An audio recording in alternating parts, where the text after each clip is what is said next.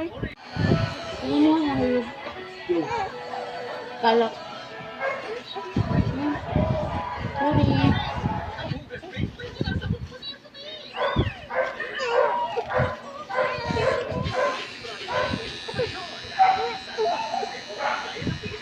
Ringit na si Inday.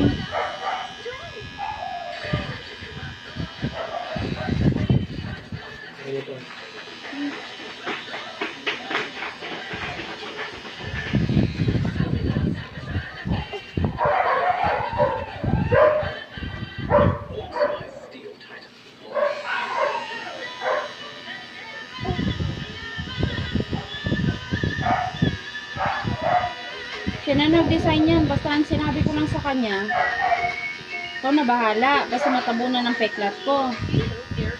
Tapos nung natapos na, pagpakita ko sa likod, tabingi. Hindi nakaayos, hindi pala naka-straight ba? Parang nakatabingi yung design niya. Ganun na ang nangyari dyan. Malalim yun.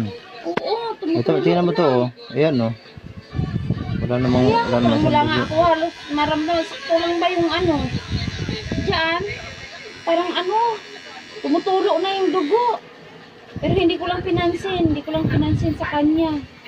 Mas masakit pa nga yung iniwan na minamahal, eh, no? Kaysa dito, no? Mas okay nga. Wala nga ako na ano dyan.